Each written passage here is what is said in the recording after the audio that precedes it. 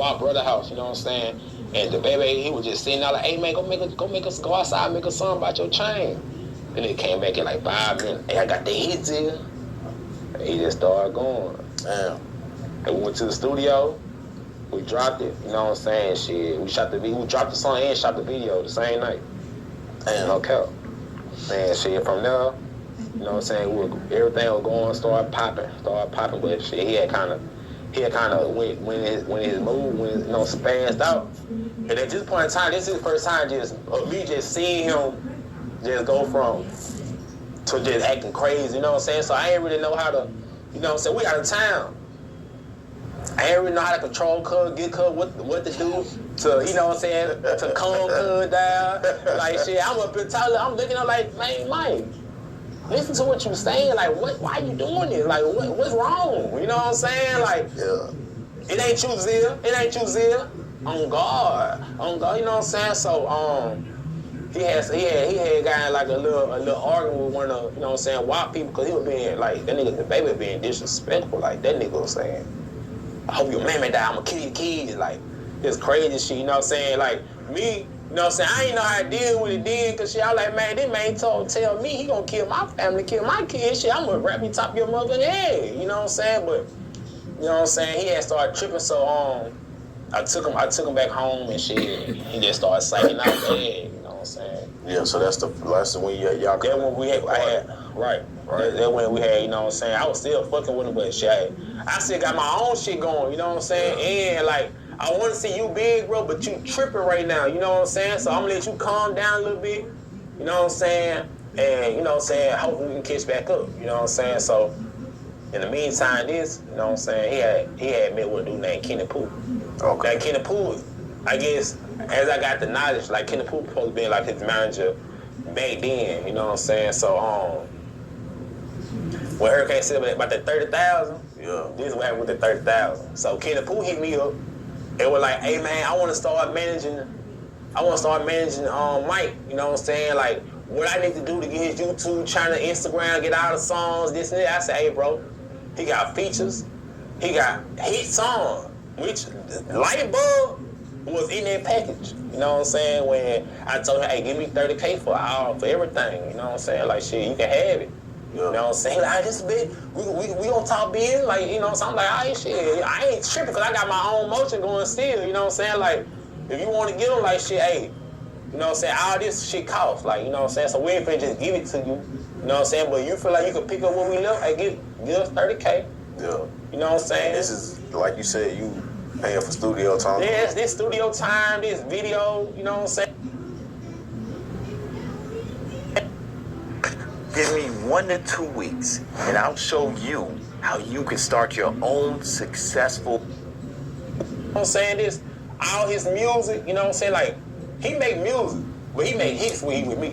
You feel me? Mm-hmm. And when he with me around my other people, he make hits. You know what I'm saying? Like, I got 12 hits on my phone. From the baby. From the baby. So, you know what I'm saying? So I basically told him, like, hey man, give me 30K, you know what I'm saying? Shit. At this time, this shit, nigga, you a businessman, you know what I'm saying? Like, shit, if you ain't got it, then just say you ain't got it, you know what I'm saying? Like, shit, I won't look at you no different, like, shit.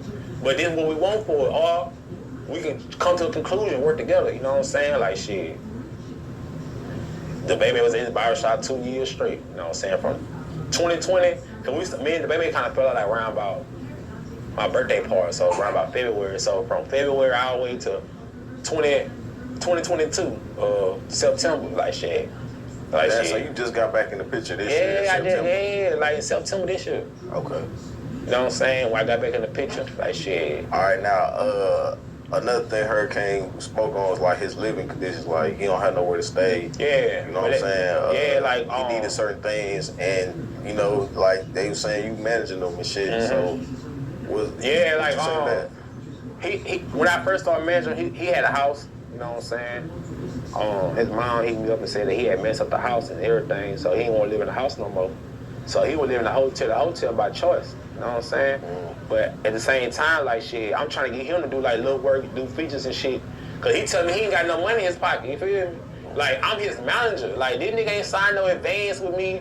or this nigga ain't signed no, you know what I'm saying? It's a difference from signing to a record label and signing to a manager. You know what I'm saying? My job is to try to help you fix your situation. My job is not to step in and change your life, you know what I'm saying? Because I'm trying to change my life too. You know what I'm saying? I'm just like a helping hand, you feel me? So he'll live in the hotel, you know what I'm saying? Like shit, I'm sending him bread for the hotel to stay in, you know what I'm saying? But let me ask you this, bro. Like, when you step in as a manager, you feel like it's the manager's job to fulfill that role? No. Okay. It's the manager's job to make sure that his artist got work. Right. To fulfill his needs and fulfill whatever his situation is. Because at the end of the day, like, shit, you a grown ass man. I'm gonna take my percentage of what I get and I'm gonna give you your money. Now, it's your choice to do what you do with to do what you want to do with it. You feel me? Now, he has a legal guardian. How active would you say the legal guardian was in this whole situation? His mama, she was talking to me. Everything was good. You know what I'm saying? Everything was good. Everything was rocking and rolling. Like, she knew that her son was good with me until, like, she started getting big and everybody started trying to work with the baby. One thing about the baby, he ain't gonna sit still. You know what I'm saying? So, what I wish I knew about the music business before getting hooked. In the latest legal drama rocking the music world, Zildjian Barton is clashing with Theyfeartruth Distribution over music rights for D-Bay, the heart of the conflict. Unauthorized music use claims. The Bay, who is a rising artist under Theyfeartruth Distribution due to mental health issues, his contracts must be signed by his legal guardian, his mother, Rhoda Jones. Initially signed with Hurricane Chris, D-Bay's contract was breached, and if not breached, it was over and void, leading to new agreements leading Ms. Jones and D-Bay to sign under Theyfeartruth Distribution. Zildjian Barton, who never had any contract signed with D-Bay at any time, found out by Theyfeartruth Distribution CEO Rico Jukes that the music light bulb was being pulled from platforms like TuneCore and Apple Music through a DMCA takedown. The crazy part is that Zildjian Barton is the one who issued the DMCA takedown to Theyfeartruth Distribution, but he was the one in infringement violation of music rights, because he never had a signed contract with Ms. Jones. So instead of Lightbulb being pulled from Theyfeartruth Distribution, it was pulled from Bag Chaser Empire. The reason? A shift in music licensing rights authorized by Ms. Jones. In simple terms, D-Bay never was authorized to be distributed by Bag Chaser Empire. Even if D-Bay told Big Fella Zill to do so, this dispute underscores the complexities of music rights, especially when legal guardianship and contract breaches come into play. Ms. Jones has stated she never authorized Zildjian Barton to distribute any music in regards to D-Bay, and that she never knew about any distribution of his music until it was upon distribution platforms. D-Bay made a video saying Big Fella ran off with the Bay money. Zildjian Barton placed the light bulb up in a new format on music platforms such as Apple Music. It was immediately taken down permanently. D-Bay was under Rico Duke's old label when he was just 13 years old, and D-Bay has no Rico since he was 5 years old. Contracts. In an industry such as the entrainment business, one would be advised to get signed contracts, but most importantly, remember, when dealing with guardian rights, you must deal directly with the guardian to have a legal binding contract. It must be in writing. Until next time, thanks for watching. So I just want to bring up this, and I wanted to know if this could get better. This is the Bay situation. Just thinking about it and going through all that stuff. Are you still feel the same way? I left the situation alone. Right. So this the thing. This what happened with the Bay. I saw the Bay. I seen the music. His mama and him reach out to me. I forgot how we got in contact, but some kind of way me, him, and his mama got in contact.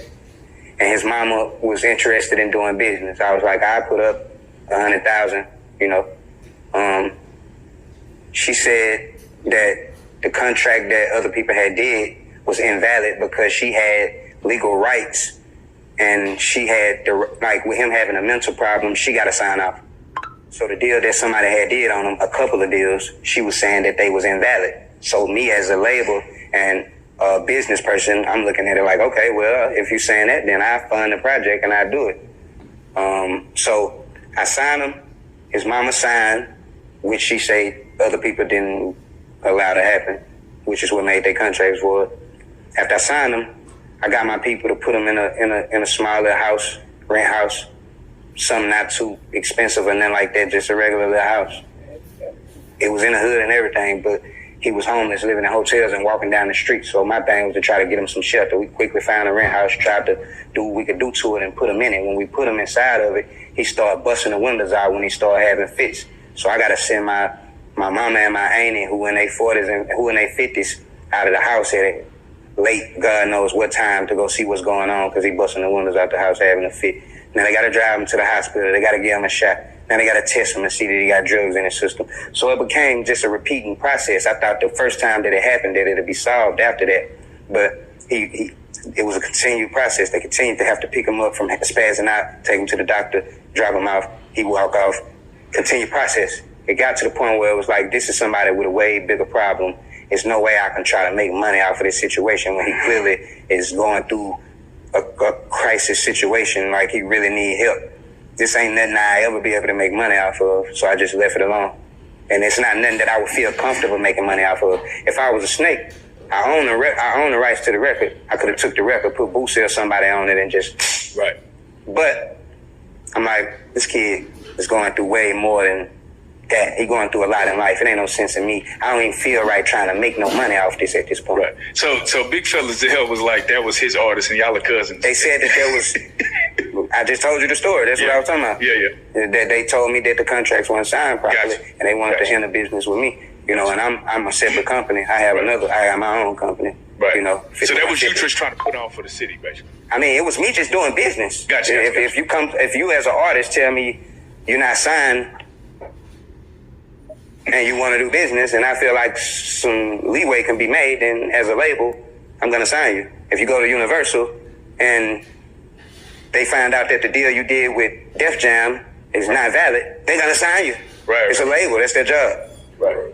But it seemed like, he accumulated a buzz and it just kind of went away quick. Like, is that a social media thing? Did he fall back? Like, what made that happen? I mean, the buzz went as long as it could go. It had to be taken to the next level. Once something go local and start taking off in your region, you got to be able to put the bag behind it to go ahead and shop it nationwide, to shop it, you know what I'm saying, to make it go. Like, it was only big in a small region, so it's easy for your record to die if you never get that funding behind it to take it to the next level. A-Bay could have died if the label didn't come sign me and go ahead and take it to the next level. It would have just been a classic in Shreveport. How long? Let me see. How long do you think a song has before it has a shelf life? Like, you say A-Bay, how long was it? It was a year before it popped. So how long do you think it can go without having funding before it dies all the way out? A-Bay went a year without having funding. And it didn't, and so maybe a song could go longer than that. If